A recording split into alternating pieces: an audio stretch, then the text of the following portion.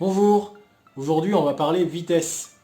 J'ai déjà évoqué dans une précédente vidéo la vitesse de réaction. Aujourd'hui on va plutôt parler vitesse et fréquence gestuelle. Allez, c'est parti. Alors la vitesse gestuelle, c'est la vitesse d'accélération. Mobiliser les muscles le plus rapidement possible pour bouger un corps dans un temps très court. Par exemple ici, Iverson contre Jordan, feinte, changement de direction et tir. La fréquence gestuelle, elle, correspond à un nombre de mouvements effectués dans un temps donné. Cette fréquence implique des alternances de contraction musculaire et de relâchement. On appelle ça des actions motrices aller-retour. Elle est donc liée à la capacité des muscles à se contracter et à se relâcher à une cadence élevée. Donc, vitesse plus fréquence gestuelle, ça donne un sens au mouvement spécifique dont on a besoin au basket. Plus simplement, on peut renommer ça vitesse de mouvement. Alors, comment on travaille la vitesse? Prenons l'exemple sur une minute. On peut travailler 15 secondes et repos 45 secondes. Et ça, on peut le faire entre 30 et 40 minutes.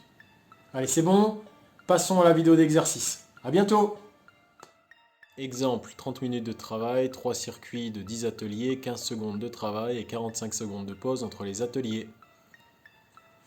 Pour votre entraînement, vous aurez besoin d'un parachute, d'une corde ondulatoire, élastique, échelle de rythme, harnais de résistance, cône pour votre zone d'entraînement. Premier exercice, sprint de 10 mètres retenu par un harnais de résistance.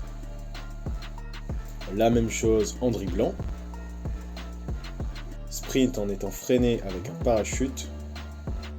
La même chose en dribblant.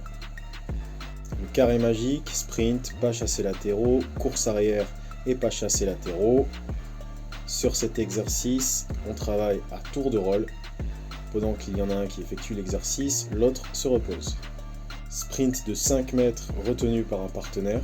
Cinquième exercice, faire des mouvements ondulatoires avec la battle rope. Plus difficile, chacun tient un brin de la corde et fait des passes avec l'autre main. Septième exercice, échelle de rythme. Là, en plus de travailler la vitesse, on travaille la motricité. Cette fois, déplacements latéraux sur les mains et une pompe dans chaque carré.